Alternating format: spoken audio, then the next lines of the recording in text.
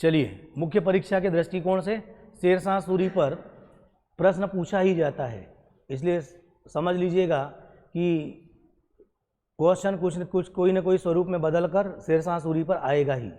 यानी मुख्य परीक्षा का प्रश्न पत्र बनाने वाले लोगों के टारगेट में शेरशाह सूरी होते हैं।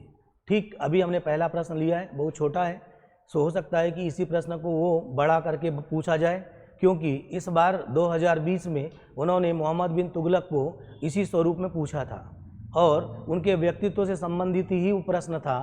तो संभव है ये भी प्रश्न 5 नंबर में पूछा जाए या 11 नंबर में पूछा जा सकता है। पहले प्रश्न को समझे जाने, उसके बाद फिर आंसर लिखें।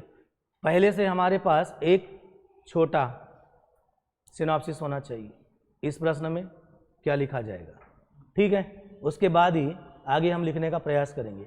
जितना हमने अब तक प्रारंभिक परीक्षा की बुकलेट में या अभी तक जितनी पृष्ठभूमि बनाई शेरशाह सूरी के बारे में, क्या समझ पाए उनके बारे में, ये देखना है, ठीक है। तो प्रश्न की डिमांड पहले समझते हैं। पहले नंबर पर लिखा है क्या, शेरशाह सूरी। हमारा पहला काम क्या रहता है, परिचय लिखना, सिनॉप्सिस बनाओ जल्दी, पहला काम। दूसरा काम कि शेरशाह सूरी के बारे में जानकारी कैसे मिली, जानकारी के स्रोत, जानकारी के स्रोत। संभव है यदि आपके पास इतनी बातों को लिखते लिखते जरूरत पड़े तो बना दें एक मैप। मैप अब क्या बनाएंगे ये मुझे बताने की आवश्यकता नहीं है, आप स्वयं से मैप बनाएं। दिल्ली बनाएं, चौसा बनाएं, सासाराम बनाएं, मालवा बनाएं, रोहतासगढ़ का किला बनाएं और पेशावर का किला बनाएं। ये घर का काम है आपका, उतनी जगह आप छोड़ दीजिए। अगला काम सुन लीजिएगा, सेट करना है कि उधर आप कहाँ पर क्या बनाएंगे, वो सब आपको मालूम है, लेकिन कालिंजर बनाने भूलना नहीं है। किसको बनाने, क्योंकि कालिंजर में घेरा डालकर ही उसकी मृत्यु होने वाली है, किसकी, और रायसेन भी भूलना नहीं है। अब आप सोच लीजिए कि आपके मैप में वो सारी चीज़ें आ जाए जो आप दिखाना चाहते हो, वो मैप ही बहुत सारा काम करके दे देगा, ठीक है।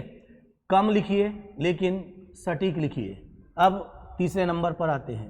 प्रश्न है व्यक्तित्व का, है ना, यानी हमको शेरशाह का क्या चाहिए, शेरशाह का व्यक्तित्व, ठीक।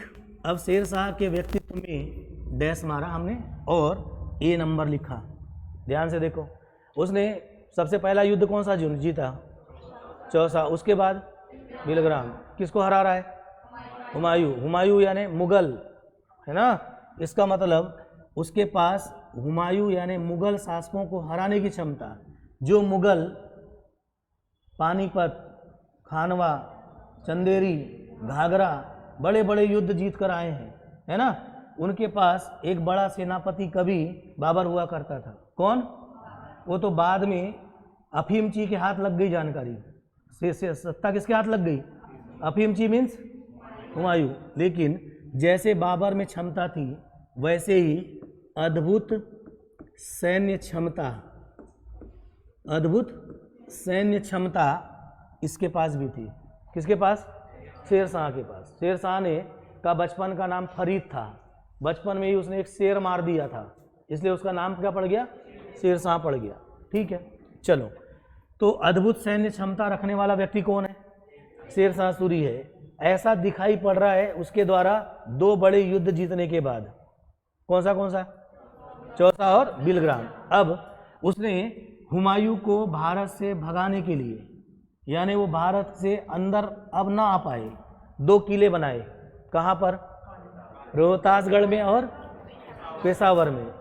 विदेशी राजाओं के साथ गठबंधन बनाकर कोई विदेशी अब जो भाग चुका है यहाँ से वो पुनः वापस ना आए, है ना, इस बात का प्रयास करना, ये कहलाता है उसकी कूटनीतिक क्षमता पर। यानी वो कूटनीतिक तरीके से, कूटनीतिक क्षमता कहाँ पर आती है, जब हम विदेशी राज्यों के साथ क्या बनाते हैं, संबंध बनाते हैं। तो कौन सी क्षमता का प्रयास होता है, कूटनीतिक क्षमता, विदेश नीति से रिलेटेड है। ईरान के शासक के साथ वो गठबंधन बना के भारत ना आ पाए, इसलिए उन्होंने कूटनीतिक क्षमता का परिचय देते हुए 2 किले बनवाए। कौन कौन से, रोहतासगढ़ और पेशावर का। अद्भुत सैन्य क्षमता का परिचय उसने दिया चौसा और बिलगाम में, ऐसा मैं बताना चाह रहा हूं। अगला नंबर बी, शेरशाह सूरी के व्यक्तित्व पर बहुत सारे इतिहासकारों ने यह प्रश्न चिन्ह लगाया कि उसके व्यक्तित्व में शेर व लोमड़ी का, है ना, शेर व लोमड़ी का मिश्रण था, ऐसा लगाया। अब शेर का परिचय कहाँ मिला? चौसा और बिलग्राम में। लोमड़ी का कहाँ मिला? रायसेन में। और वो मालदेव से भी हार गया, उसकी सेना मालदेव से हारी है ना, वो भी किसका परिचय? यानी मालदेव ने अफगान सेना को खदेड़ दिया, वापस दिल्ली भगा दिया। इसका मतलब अब वो यहाँ शेर तो है नहीं, है ना, लोमड़ी ही भागेगी ना। तो यहाँ 2 मिल गया हमारे को। किसका व्यक्तित्व देख रहे हैं हम? प्रश्न की डिमांड समझ में आ रही है। शेरशाह सूरी के व्यक्तित्व का क्या करना था? परीक्षण करना था। ठीक है, तो शेर व लोमड़ी का मिश्रण है। अब हमारा चौथा काम, प्रश्न की डिमांड क्या है? क्या है भाई डिमांड? परीक्षण कीजिए, यही है ना। तो परीक्षण करके हमको बताना है कि वास्तव में इन 4 व्यक्तित्वों में से पहला व्यक्तित्व अद्भुत सैन्य क्षमता, दूसरा व्यक्तित्व कूटनीतिक क्षमता, तीसरा शेर का व्यक्तित्व, चौथा लोमड़ी में परीक्षण करता अंत में कोई ना कोई निष्कर्ष पर पहुंचेगा और अपने परीक्षण में वो बातें लिख देगा, लिखेगा। इस प्रकार से इस प्रश्न की डिमांड क्या हो जाएगी? फुलफिल हो जाएगी। तो आपको केवल अभी प्रश्न का क्या बनाना था? एक सामान्य ढांचा बनाना था। उस ढांचे के भीतर अब हमको केवल क्या बचा है?